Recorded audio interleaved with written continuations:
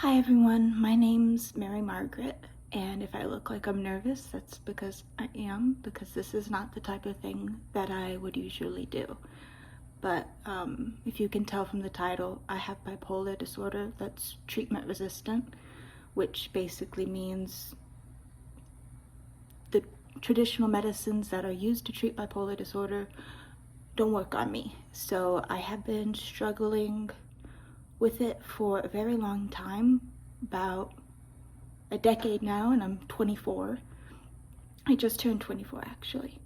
But the whole goal of this video is just to set a baseline for who I am and how I ended up in this terrible position, because I wasn't always doing badly. So basically I got my 4-year degree very difficultly. Because of my mental illness, I ended up in a psychiatric hospital about 2 weeks before my final internship. And my internship was at a high school because I was majoring in English education. I wanted to be a high school English teacher. And that was my dream job. It was always my dream job ever since I was a little kid. Even in elementary school, I wanted to teach high school because I felt like it'd be more fun to teach something more advanced. And it is. It was fun. So I graduated eventually, despite my really declining mental health during the internship. And that was simply because I wasn't on the right meds, because none of the meds worked, because treatment resistant. So on top of that, I also had a lot of anxiety and what my psychologist called obsessive compulsive related disorder. So that also impacted me. I did a lot of repeated motions like snapping or coughing or stuff like that, just to relieve the anxiety. Yeah. So after I graduated, I got a job straight away. I graduated in December, so I was starting in the middle of a school year, and I was taking over a classroom that had problems because of the previous teacher, and it was just a rough situation. Not all of the classes, but 2 or 3 of them were really difficult to handle. But I did a good job of it, I think. Other people told me I did. It wasn't the job that was the problem. It was more one or two coworkers, and in particular my bipolar disorder and my anxiety, whatever disorders. It made it difficult to go to work every day. Every day I'd go to work and I'd be like driving down the road, and I was very close to the school, but I'd be driving down the road and I'd think I should just drive over this bridge, or I should wrap my car around this tree. It was every day, there and back. Those were my thoughts. And then of course COVID happened and everyone's life went to crap, including mine.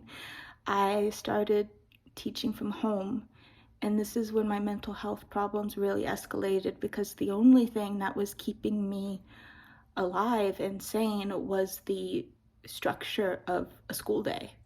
Now I was teaching from home, there was no structure. And I had this, I know the term it was a mental breakdown, pretty much. I couldn't get out of bed, I couldn't eat. I was cowering in the closet half the time, like bashing my head against the wall. It was really, really, really rough. And I decided I can't keep doing this. And so I resigned. I put in my resignation. I just quit on them because I couldn't do it. There was so much going on, and I hadn't worked long enough to get medical time off. I hadn't worked there long enough. I'd only started in January, and COVID started in March of 2020. So I didn't work there long enough to qualify for that, so I just had to resign. And luckily for me, I have a very supportive mom and dad, but my mom, she's like, come live with me. And she helped me move all my stuff out of my apartment, and I went back to my hometown, which is about an hour away and is much smaller and does not have a college, which is why I ended up going to the other city. And I quit and I went home and I became a vegetable.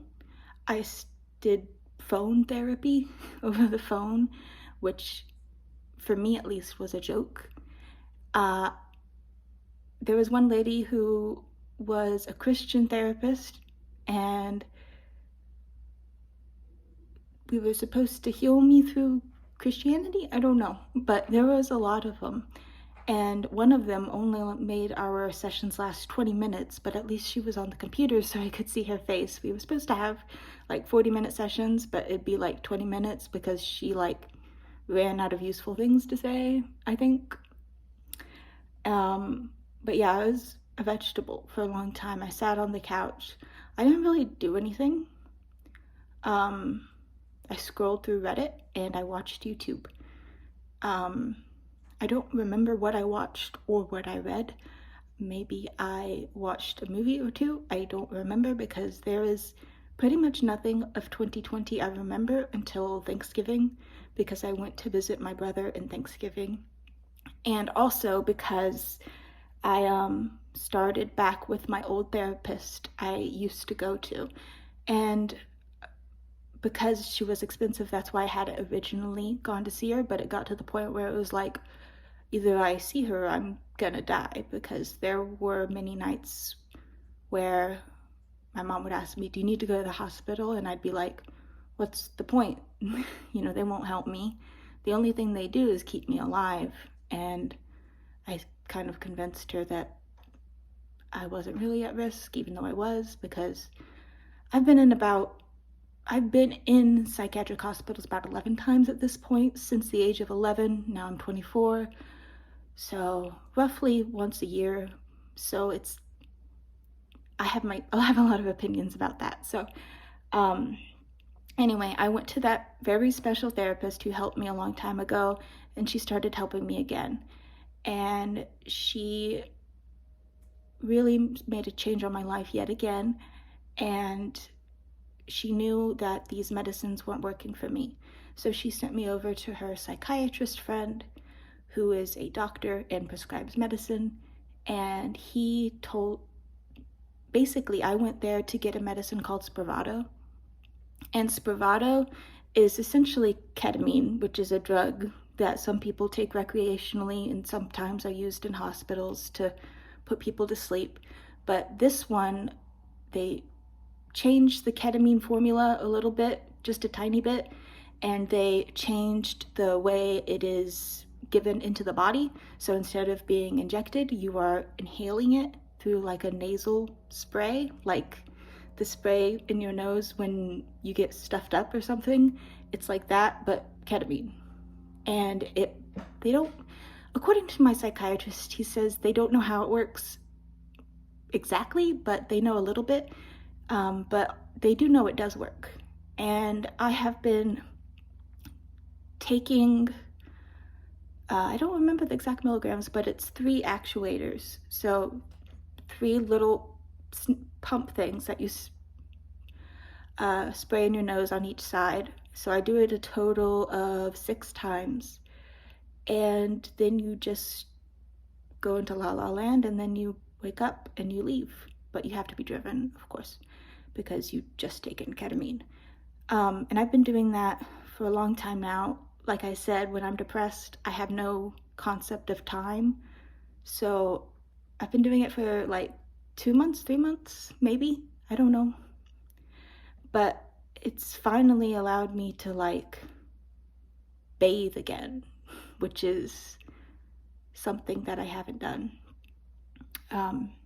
But this is sort of like an introductory video to what I'm going to be vlogging about, taking Spravato, what I'm doing to try and improve my mental health, to get back into a job, and to start my life over again, hopefully.